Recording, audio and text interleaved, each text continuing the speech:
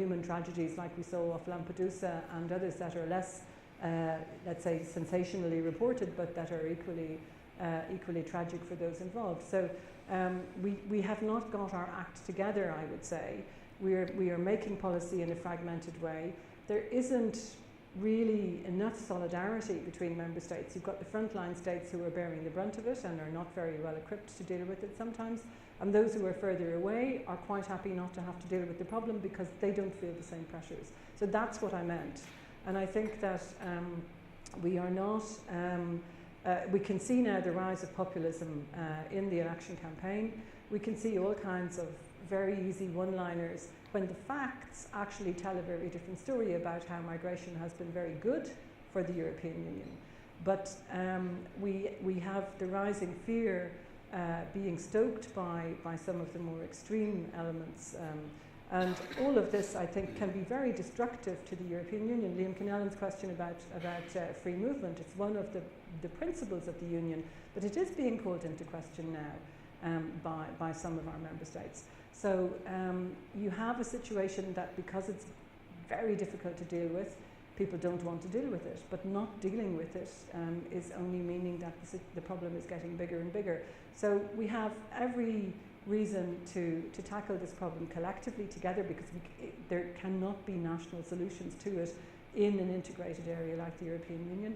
And so that's why I say it should be one of the issues high on the political agenda, even if I'm the first to acknowledge just how difficult it is. Thank you, Catherine. It's 5 to go on. Take one more question, and I'm trying to finish on time. Thanks. Mary Fulton from Deloitte. I'd just like to ask Paul, I suppose given the last few days we've heard a lot about the UK and our relationships with the UK, but obviously Canada has really deep relationships with the UK as part of the Commonwealth, and we have the vote coming up next year possibly, or maybe the year after, in the UK on EU membership. And I suppose as a businessman with businesses in the EU and in the UK, what your view is on that, and maybe how the EU can work to persuade, I suppose, the right outcome in that vote. That's a tough question. Given that we're focused on Ireland today, no. I would say that as a starting point, we're not putting forward a strong position as a corporation on that. We have commercial interests in the UK. We have commercial interests in the EU more broadly, Ireland, Germany, and I would say that certainly our interest would be to have a strong, stable economic environment in the UK, and if that can be strengthened by remaining part of the EU, then that's obviously in our interest. So we would weigh in on things that are of a commercial interest, not of a political interest.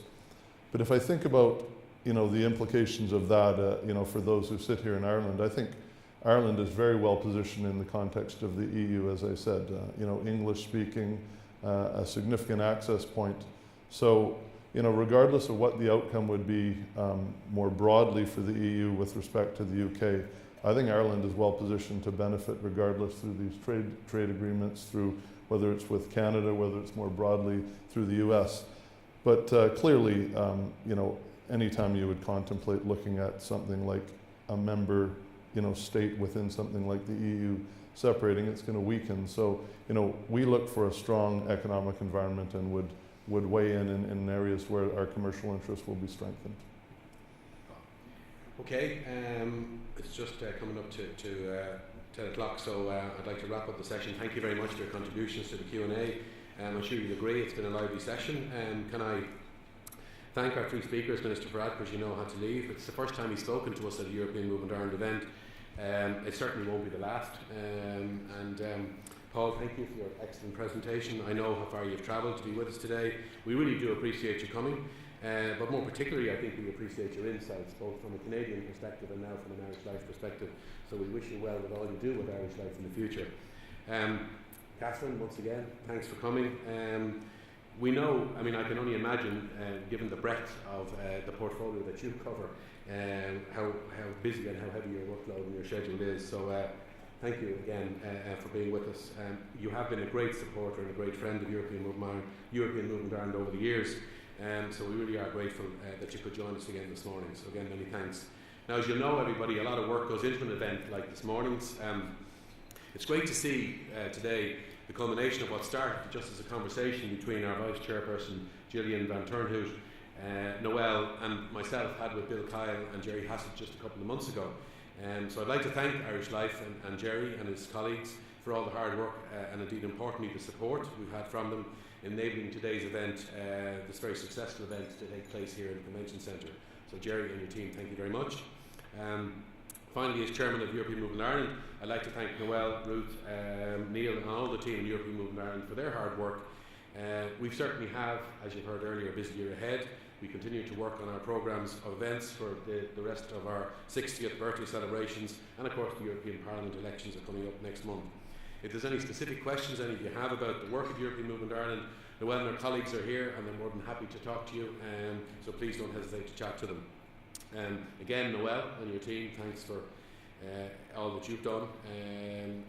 Actually, I should say happy birthday. I think today is the 3rd anniversary of your appointment as Executive Director of European Movement Ireland. So well done, Noel.